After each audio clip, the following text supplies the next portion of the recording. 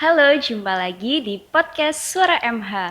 Pada podcast kali ini kita akan membahas mengenai peningkatan mutu prodi D4 Manajemen Perhotelan dari Diploma 3 menjadi Sarjana Terapan atau Diploma 4. Nah, sebelumnya perkenalkan saya Zafira sebagai host pada podcast kali ini. Dan di sini saya tidak sendiri, saya ditemani oleh salah satu dosen manajemen perhotelan Universitas Erlangga yaitu Pak Juangga Hadinata. Selamat siang Pak Iya, Ji. selamat siang Zafira. Gimana kabarnya? Baik Pak Ji. Alhamdulillah baik. Ya, jadi sebelumnya nih Pak Ji, mungkin para pendengar podcast MH ini banyak yang belum tahu apa sih manajemen perhotelan itu. Mungkin dari Pak Ji sendiri bisa mendeskripsikan sedikit mengenai apa itu manajemen perhotelan. Buat teman-teman yang mungkin belum paham atau pengen tahu terkait manajemen perhotelan adalah salah satu prodi di Fakultas Vokasi Universitas Erlangga. Kita ada di bawah Departemen Bisnis, gitu. Gitu secara singkat kalau manajemen perhotelan. Mungkin ada lagi yang mau ditanya? Mungkin sistem perkuliahan di manajemen perhotelan itu sendiri seperti apa sih Pak? Karena kita fakultas vokasi gitu dan kita settingnya ini di manajemen perhotelan gitu. Kalau kita berbicara tentang vokasional, yang pasti kita lebih banyak praktek ya. Kita lebih banyak praktikum. Jadi memang kita desain perkuliahan itu kombinasi antara teori dan praktikum, di mana praktikumnya itu memegang lebih dari 70%, sedangkan teorinya kurang lebih 30%. Gitu. Jadi memang harapan kita nanti saat mahasiswa lulus itu mereka benar-benar skillful dan memiliki knowledge yang juga mumpuni seperti itu. Jadi sudah dipersiapkan. Sudah dipersiapkan, iya. Most of, ya memang kita praktikum hampir semua mata kuliah. Terus untuk fasilitas-fasilitas yang ada di manajemen perhotelan itu apa aja sih yang menunjang untuk kegiatan pembelajaran mengajar mahasiswa itu sendiri? Kita terkait perkuliahan, pembelajaran yang pasti kita punya kelas buat pembelajaran gitu. Tapi di samping itu karena kita fokusnya untuk mempersiapkan supaya lulusan punya skill yang mumpuni gitu, otomatis kita punya banyak laboratorium. Kita nyebutnya kan lab kan.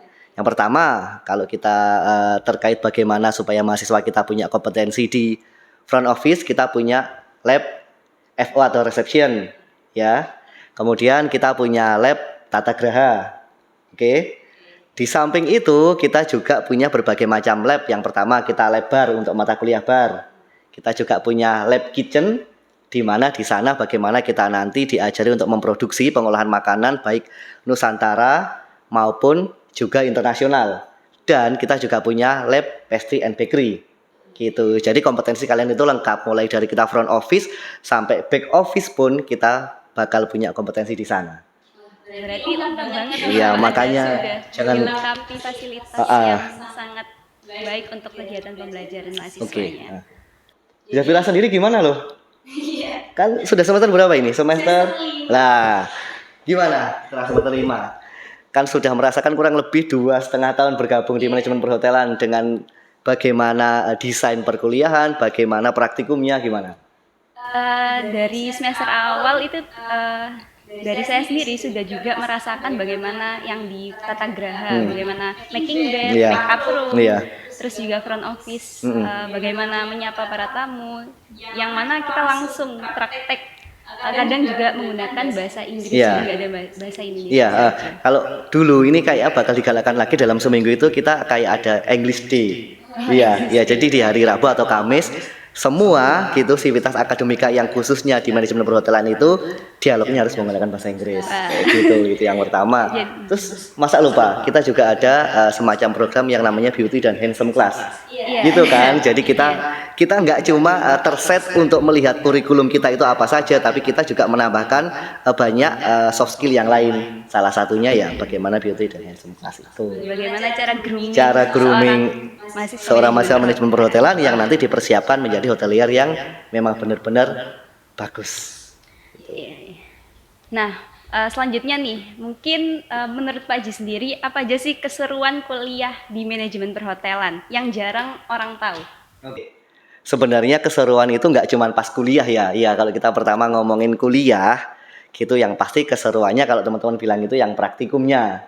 Gitu kan. Di mana praktikum kita mulai praktikum pengolahan makanan mulai dasar, bagaimana yang sebelumnya teman-teman itu ke dapur aja nggak pernah, sampai akhirnya bisa masang gas LPG kan.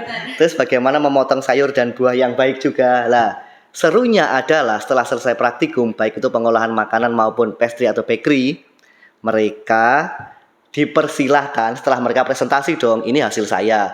Presentasi serunya mereka diizinkan membawa pulang. Lah, letak serunya akhirnya bisa dicicipkan ke orang tuanya, ke kakaknya, ke adiknya. Ini loh hasil saya, itu keseruan yang pertama. Keseruan yang kedua, kita ada program industrial visit, gitu kan. Jadi otomatis kita benar-benar bisa melihat dan merasakan real experience di industri, gitu kan. Di hotel seperti apa, mulai dari table manner atau industrial visit, kadang kita juga ke Bali, gitu. Jadi kenapa di sana seru? Akhirnya mindset dan sudut pandang kita itu sudah terbuka gitu. Nggak cuma bagaimana kita berusaha memberikan servis standar untuk lokal tapi internasional, seperti itu yang seru. Dan yang ketiga mungkin keseruan juga proker-proker atau agenda dari Hima, di mana kita ada bina komunitas. Jadi bagaimana itu adalah salah satu wujud kegiatan mulia kita untuk membina desa-desa wisata. Di sana kita 2-3 hari bergabung, bergaul, nginep dengan masyarakat desa, sehingga akhirnya segala macam apa yang kita dapatkan di kampus bisa terasah di sana. Benar banget. Ya. Ya, saya sendiri juga sudah merasakan hal-hal yang tadi Pak Ji sudah sebutkan. Jadi selain perkuliahan juga di sini kita juga akan langsung dikenalkan terjun ke industri. Terus juga sebagai mahasiswa nih, nggak afdol kalau nggak terjun ke masyarakat langsung untuk menerapkan ilmu yang sudah kita dapatkan di perkuliahan pastinya. Oke, next, menurut Pak Ji, mata kuliah apa aja yang menarik di MH? Mata kuliah apa aja yang menarik di MH? Ini kayak semacam pertanyaan dadu ya, tapi harusnya semua mata kuliah di MH itu menarik gitu. Kenapa saya bilang menarik? Karena kita saat mendesain suatu mata kuliah itu kita sudah diskusi atau FGD dengan banyak orang ya. Kita sendiri sebagai akademisi ya. Yang kedua, kita juga diskusi sama orang-orang yang paham di pemerintahan terkait regulasi. Yang ketiga, bagaimana akhirnya kita diskusi dengan para praktisi di industri. Jadi saat kita ngeplotting atau mengeluarkan suatu mata kuliah itu adalah mata kuliah yang menarik dan memang sesuai dengan kebutuhan industri. Gitu. Jadi mata kuliah yang di manajemen perhotelan ini sudah dipertimbangkan sebelum nantinya diberikan oleh para mahasiswa. Ya, dan itu kan kita kan ada per 3 tahun itu namanya redesign kurikulum gitu. Nanti ada kayak perbaikan-perbaikan mata kuliah atau penambahan atau merger mata kuliah yang memang itu disesuaikan dengan kondisi yang dibutuhkan industri saat ini gitu. Kan tugas dan kewajiban kita adalah menghantarkan alumni menjadi alma mater atau lulusan yang siap kerja gitu. Gitu. Makanya semua mata kuliahnya kalau kamu tanya mana yang menarik, semuanya menarik dan semua juga harus lulus kan kayak gitu. Okay. Kabarnya nih Pak Ji, prodi manajemen perhotelan ini bertransformasi dari D3 menuju D4. Yeah. Apakah benar Pak Ji? Yeah. Alhamdulillah, jadi 2022 ini prodi kita tercinta sudah bertransformasi menjadi D4. Kita nyebutnya sarjana terapan ya. Ya, kita jadi 2022 tahun ini kita sudah buka untuk pendaftaran mahasiswa yang nanti D4. Gitulah. Kenapa kita bertransformasi? Yang pertama memang itu adalah arahan dari Diksi. Yang ya gimana mahasiswa atau prodi-prodi yang sebelumnya D3 itu kalau bisa memang harus bertransformasi menjadi D4, itu yang pertama.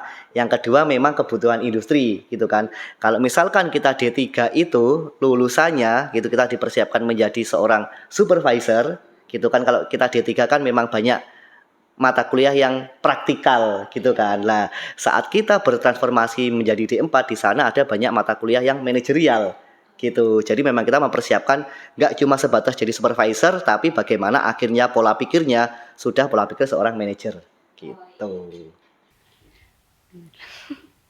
Oke, baik Pak Ji. Berarti kan sebelumnya waktu D3 nih, akreditasinya manajemen perhotelan ini sudah terakreditasi A. Nah, saat peningkatan ke D4 ini, apakah manajemen perhotelan juga sudah terakreditasi A? Nah, kita kalau mengusulkan atau reakreditasi atau visitasisasi itu nggak cuma prodi yang bertanggung jawab, tapi juga bagaimana mahasiswa juga ikut serta, bagaimana supaya prodi kita mendapat akreditasi A gitu. Ini bulan apa ya, November. Kalau nggak salah bulan Agustus atau September kemarin sudah ada visitasi lagi dan kita direakreditasi dan alhamdulillah kita tetap bertahan di akreditasi A. Gitu, Alhamdulillah ya. nih teman-teman, Jad- D4 Manajemen Perhotelan sudah terakreditasi A. Oke, ya benar.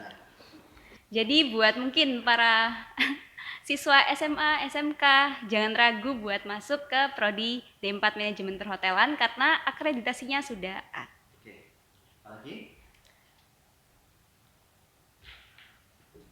Nah, nih Pak Ji, kan sebelum peningkatan ada mahasiswa yang sudah berkuliah nih. Kan sebelumnya mereka D3. Apakah mereka langsung otomatis berubah menjadi lulusan D4? Oke, untuk angkatan 2020 gitu kan, mereka kan sudah tercatat sebagai mahasiswa D3 Manajemen Perhotelan. Jadi alhamdulillah langsung mereka migrasi gitu atau mereka lanjut atau otomatis nanti ikut program D4. Jadi yang harusnya mereka sebelumnya lulus di 3 tahun, mereka akan ikut gerbong yang D4. Jadi mereka akan lulus setelah 4 tahun. Gitu. Ya alhamdulillah ya, berarti yang angkatan sebelumnya masih D3 langsung ke migrasi ke D4. Yang mana setara sama S1 ya Pak Ji? Nah mungkin boleh dijelaskan secara singkat apa sih perbedaan D3 sama D4? Perbedaan D3 sama D4 gitu. Tadi sudah saya spill sepintas gitu. Apabila kita D3 gitu, kita fokusnya ke technical gitu kan. Ya, kita. Tapi technicalnya ya beda dengan SMK gitu. Kita ada berbagai macam mata kuliah yang berhubungan dengan manajerial. Ya, manajerial secara umum gitu. Tapi saat sudah D4 gitu, bagaimana akhirnya kita menambahkan beberapa mata kuliah manajerial yang lebih dalam gitu. Nggak cuman perkuliahan seperti yang sudah kita mention di awal karena kita vokasi. Jadi mata kuliah manajerial yang kita tambahkan itu nggak cuma teori, tapi bagaimana akhirnya kalian itu juga harus praktek beberapa mata kuliah yang berhubungan dengan manajerial. Misalkan di semester 4 atau 5 gitu kan, di mata kuliah SDM kalian akhirnya juga harus bisa membuat rencana rekrutmen, iya kan? Terus kalian juga akhirnya bisa bagaimana teknik-teknik wawancara yang baik gitu. Lah itu mahasiswa semester 5. Terus bagaimana di teknik supervisi gitu, yang maunya kalau kita D3 ya udah cuman manajemen supervisi, tahu apa itu supervisi gitu, langkah-langkah supervisi. Kalau yang sudah semester awal karena kita bertransformasi menjadi D4 gitu, ada mata kuliah teknik supervisi di mana kalian harus bisa membuat indikator-indikator supervisi. Kalian bisa menyusun balance scorecard, KPI kayak gitu. Nah, jadi kan bedanya kan kelihatan kan. Kalau secara kasat mata kan kita juga lihat bedanya kuliah 3 tahun sama 4 tahun, pasti ilmu yang didapat lebih banyak yang 4 tahun gitu. Ya. Gitu. Untuk lebih dalamnya nanti makanya mungkin next session ada lagi sesi terkait bagaimana terkait kurikulum, atau mungkin yang belum penasaran juga teman-teman yang menyaksikan bisa tanya-tanya Hima kan bisa. Gitu ya. Oke. Jadi D3 sama D4 itu tentunya berbeda ya Pak, dari segi mata kuliahnya yang mungkin nggak terlihat jauh beda, padahal sebenarnya itu beda, lebih dalam lagi kita mempelajarinya. Benar. Nah tentunya ketika prodi manajemen perhotelan ini meningkat ke D4, tentunya juga sebagai dosen juga ingin meningkatkan mutu prodi D4 manajemen perhotelan. Nah, bagaimana langkah-langkah yang dilakukan manajemen perhotelan ini dalam peningkatan mutu ke depannya? Dari sudut pandang dosen berarti. Oke, gini ya, kita kalau namanya suatu rumah gitu atau suatu kendaraan lah gitu. Seorang dosen itu mungkin kan bagaimana yang menentukan kendaraan itu jenis apa dan tujuannya kemana, kayak gitu kan.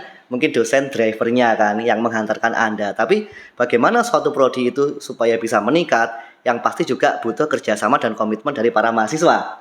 Lah kayak gitu ya. Ya kita punya kurikulum, kita punya kerjasama MOU dengan banyak industri atau kampus lain gitu untuk peningkatan mutu. Tapi kalau mahasiswanya juga kurang mendukung kan ya juga berat gitu lah. Salah satu yang terkait dengan peningkatan mutu, kita memperbanyak kerjasama dengan industri, hotel-hotel bintang 5 baik di dalam negeri ataupun di luar negeri untuk nanti menjadi tempat PKL atau magang kalian. Itu yang pertama.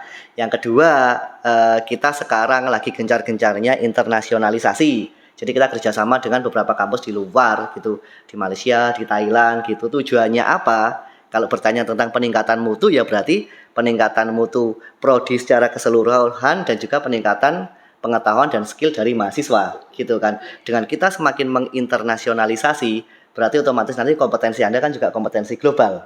Nah, itu yang kedua. Yang ketiga, peningkatan mutu kemarin yang sudah disupport mahasiswa adalah bagaimana mahasiswa gitu tiap tahun mendapatkan hibah integration webinar internasional. Nah, itu berarti kan bagaimana mutu kita juga meningkat bahwa mahasiswa MH itu bisa menyelenggarakan suatu kegiatan webinar yang berskala internasional. Peningkatan mutu terakhir yang baru-baru ini adalah prodi kita mendapatkan hibah sale dari SDG Center UNEL, jadi kayak semacam summer course atau summer class. Jadi berskala internasional juga, nanti di akhir bulan November sampai awal Desember kita bisa mendatangkan teman-teman dari Malaysia gitu untuk seminggu di sini bagaimana akhirnya merasakan summer course di MH. Harapannya kolaborasinya ke depan adalah kita akan bisa mengadakan kunjungan balasan juga gantian ke Malaysia atau ke negara-negara lain. Itu iya, kalau terkait kita ngomong peningkatan mutu banyak, kita master plan-nya banyak, tapi mungkin yang terdekat yang sudah kita jalani dan paling dekat akan kita jalani itu yang bisa saya sebutkan. Jadi peningkatan mutu ini selain dari dosen juga mahasiswa yang mendukung untuk meningkatkan. Iya dong, dosen sudah membuat banyak skema dan program. Kalau mahasiswanya nggak mau mengambil kesempatan itu kan kayak sia-sia, iya sama aja gitu. Toh nanti kan kembalinya kan ke mahasiswa gitu. Terus yang menarik lagi tadi ini yang ada mendatangkan mahasiswa ke sini. Itu ya kita kan akhirnya ini pertama kali sejak setelah pandemi kita mengadakan program summer course, ada yang nyebut summer class gitu, seminggu mahasiswa di sana. Yang pertama belajar budaya Indonesia, yang kedua mereka akan benchmark juga, kita sharing tentang bentuk-bentuk perkuliahan atau program pembelajaran di kita. Mereka juga akhirnya akan kita ajari pengolahan makanan tradisional pastry gitu. Mereka akan melihat museum-museum di kita, belajar sejarah tari-tari kita, mengunjungi tempat wisata yang ada di sini. Mungkin kita ajak ke Bromo lah kayak gitu. Harapannya apa? Yang pertama gitu, nanti kan memang branding kita akhirnya kuat ke luar negeri kan, kita semakin menginternasionalisasi. Yang kedua, adik-adik mahasiswa gitu yang nanti jadi LO, otomatis kan bagaimana akhirnya mereka mengasah public speaking, bahasa Inggris dan bahasa Melayu. Yang ketiga adalah itu juga sinkron dengan beberapa mata kuliah, contohnya ini mata kuliah Sales and Marketing dan mata kuliah Hospitality Plannership. Jadi bagaimana akhirnya mereka menjajakan atau menjual produknya ke teman-teman Malaysia. Lah kayak gitu. Jadi sekali gebrakan mereka datang, mutu kita banyak, mutu kita meningkat banyak gitu. Nggak cuma prodi tapi bagaimana angkatan 2020, 2021, 2022 terpapar imbas dari internasionalisasi kita. Gitu. Studi banding iya. Oke, mungkin dari Pak Ji tips-tips apa sih yang bisa diberikan ke mahasiswa manajemen perhotelan yang bisa dijadikan acuan untuk mengembangkan potensi diri dan kemajuan prodi? Oke. Tips manajemen mahasiswa manajemen perhotelan. Mahasiswa kita. Seluruh angkatan? Oke. Yang pertama niat dan komitmen untuk berkuliah gitu. Berkuliah niat dan komitmen itu nggak cuman datang, tapi bagaimana akhirnya mereka itu mengimbangi gitu. Terus apa sih kita? Mereka itu kayak ada sifat berjuang gitu lah, memperjuangkan diri sendiri dan keluarga. Lah, iya kan, apabila mahasiswa sudah punya niat dan komitmen untuk memperjuangkan diri sendiri dan keluarga, pasti mereka berkuliahnya itu benar-benar pengen hasil yang optimal, baik teori maupun praktikum. Lah, oke, nah kita berproses kan nggak cuma di perkuliahan atau di kelas gitu. Apabila ternyata di universitas atau di fakultas ada berbagai macam kesempatan untuk ikut lomba, gitu kan. Terus ikut program-program inkubator bisnis atau program pengembangan soft skill yang lain, ya udah itu juga diikuti. Kan kayak gitu. Maksudnya gini loh, kita kuliah di prodi manajemen perhotelan yang akreditasinya A. Kita berada di Fakultas Vokasi dan kita berada di Universitas Airlangga, tahu kan? 369 dunia, 100 Asia. Ya. Nah, kalau kita sudah bicara terkait 100 Asia, otomatis kita punya garansi bahwa sistem pendidikan kita itu berkualitas. Nah, sistem pendidikan yang berkualitas itu juga akan didukung dengan program-program yang digelontorkan oleh UNER yang memberi kesempatan dari kalian untuk berkembang dan semuanya gratis gitu kan. Nah, kalau pengen supaya bisa menjadi manusia, mahasiswa tips and triknya supaya bagus ya setiap kesempatan itu diambil aja. Toh kalian kan nggak berjuang sendiri. Pernah tuh misalkan kayak ada semacam ikut lomba atau ikut kompetisi di COL nih, kan enggak kan pasti kita kan dampingi. Nah, seperti itu.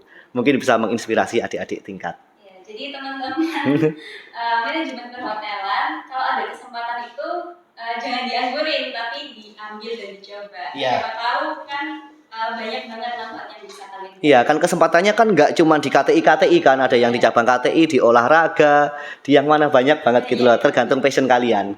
Kayak gitu. Jadi jangan sampai 4 tahun cuma dapat kuliah, nugas, pulang, terus transkrip bagus, jangan. Ya, kan kita kan juga butuh bagaimana kombinasi hard skill sama soft skillnya itu bagus. Kayak gitu kan, Zafira. Oke. Jadi kalau mau dapat soft skill sama hard skillnya untuk melatih itu kita nggak cuma kuliah pulang. Kuliah nugas pulang, kuliah nugas pulang. Jadi kan 4 tahun itu benar-benar kalian itu kayak mencari ilmu yang sebanyak-banyaknya. Gitu loh. Toh nanti setelah lulus, ya kalian kompeten, verified, punya capability, ya udah saat nanti masuk di perusahaan, tinggal kalian sendiri yang dapat menerima hasilnya, kan seperti itu. Oke. Nah, selanjutnya nih Pak Ji, di Prodi D4 Manajemen Perhotelan ini ada program PKL dan magang, yang mana PKL ini ada di semester 4 dan magang ada di semester 7. Nah, perbedaan dari kedua program tersebut itu apa, Pak? Ya, ini adalah salah satu dari transformasi ke D4 ya. Jadi dulu saat kita D3 itu kita hanya ada magang di semester 6. Gitu kan. Selain magang, kalian juga harus mengerjakan tugas akhir kayak gitu. Nah, karena kita sekarang D4 kita punya 4 tahun gitu, kita punya banyak space untuk menata kompetensi kalian gitu. Jadi saat di semester 4 gitu kita PKL. Nah, PKL itu tujuannya yang pertama setelah kita mendapatkan beberapa mata kuliah yang teknikal atau praktikal di semester 1, 2, 3, di semester 4 itu kita asah gitu. Nah, PKL itu bagaimana akhirnya kita itu titip kompetensi ke industri. Misalkan Kaprodi kita kan Budian. Budian bilang ke industri kan, Pak, saya punya 5 anak, tolong dididik dengan kompetensi FO di hotel Bapak, kompetensi F&B service, F&B product, sales and marketing. Nah, kalau PKL kita itu titip kompetensi dan durasi waktunya maksimal 4 bulan. Kalau kita magang, karena itu kalian sudah semester 7 dan sudah mendapatkan banyak mata kuliah manajerial, nah itu bagaimana cara kalian meyakinkan industri atau hotel minimal bintang 5 itu saya layak magang di tempat kalian. Kita sudah nggak titip kompetensi lagi, tapi bagaimana cara kalian itu menawarkan diri, Pak, saya Zafira punya kompetensi di departemen A dengan portofolio saya seperti ini. Apakah saya bisa magang di tempat Bapak? Mereka akan menginterview Zafira, akhirnya bisa lolos nggak magang di tempat kita. Kalau PKL kita masih mengizinkan di hotel bintang 3, kalau magang kita wajib hotel bintang 5. Ya. Oke, selanjutnya apakah ada hotel yang sudah menjalin kerjasama dengan Prodi Manajemen Perhotelan? Aku mau sebutkan nanti satu rim sini nggak habis. Gitu. Iya. Mulai dari bintang 1 sampai 5 ini ada Mas? Iya, kalau bintang 1 kita enggak. Jadi kita mulainya bintang 5, ya bintang 3, 4, 5. Yang pasti kita international chains, jadi Marriott Westin chains, terus Accor Hotel, otomatis Shangri-La, Sheraton, Novotel gitu, dan juga private hotel yang lain kayak Trans Icon gitu, dengan beberapa hotel di Bali dan juga beberapa hotel di Malaysia dan juga Thailand. Gitu. Jadi gini, bedanya mungkin dengan prodi yang lain ya, apabila mahasiswa sudah mulai nih semester-semester mulai magang. Kalau mungkin beberapa prodi lain bingung, aduh aku magang di mana ya, gitu. Aduh aku ngelamar magang di mana ya, bingung aku kalau nggak dapat tempat magang. Kalau kita di manajemen perhotelan, karena prodi kita sudah punya MOU dengan banyak hotel, justru hotel-hotel berbintang 5 itu yang kontak kita. Pak Jiwangga, Budian, di bulan Desember Januari kita butuh loh mahasiswa magang di posisi ini, ada yang direkomendasikan nggak? Nah gitu, makanya tadi nyambung pertanyaan Zafira, tips and triknya menjadi mahasiswa yang optimal gitu. Kita kan juga melihat bagaimana kalian berproses gitu kan. Misalkan Westin atau JW Marriott atau yang bagus-bagus Sheraton atau Shangri-La. Aku minta list dong, minta 3 anak di departemenku, otomatis kan kita kan juga melihat akan merekomendasikan teman-teman yang memang di atas rata-rata kayak gitu. Jadi proses kalian itu nggak cuma semester 1, 2, 3 bakal ke bawah terus sampai kalian magang. Gitu. Ya. Jadi kalau kuliah di kita jangan khawatir magang di mana gitu. Justru kita itu banyak kebanjiran anaknya magang di sini loh, anaknya magang di sini loh kayak gitu. Jadi nggak usah khawatir ya. Benar banget. Jadi buat teman-teman nggak usah khawatir kalau lulus dari manajemen perhotelan bingung mau kerja di mana. Karena di manajemen perhotelan ini sudah banyak bekerja sama dengan hotel bintang 5 pastinya. Jadi kita sudah sampai di penghujung nih. Mungkin dari Pak Jiwangga sendiri ada closing statement yang mau disampaikan ke teman-teman. Oke. Teman-teman semuanya ya ini kalau bisa secara general ya. Gitu. Oke, yang pertama karena saya dosen manajemen perhotelan, jangan ragu buat teman-teman nanti yang setelah lulus SMK atau SMA gabung di prodi kita. Gitu kan. Tadi sudah kita bahas banyak keunggulan-keunggulan menariknya di prodi kita, bagaimana prodi kita itu benar-benar support untuk mempersiapkan Anda menjadi seorang hotelier atau hospitalitier yang baik. Gak cuma nanti lulus akhirnya mindsetnya bekerja di hotel, kita banyak kok yang bekerja di lembaga-lembaga yang lain, perbankan segala macam kan. Kita juga ada service excellent. Itu yang pertama. Yang kedua gitu, kita juga membekali banyak dengan praktikum yang lulusannya itu juga Anda bisa menjadi seorang wirausahawan gitu. Yang ketiga, akreditasi kita sudah A, kita mau kerja dimanapun pasti bakal dilirik lebih dahulu. Itu kayak menjadi semacam golden card karena kita memegang akreditasi A dari Universitas Airlangga. Itu mungkin dari saya. Gitu. Mungkin. Jadi teman-teman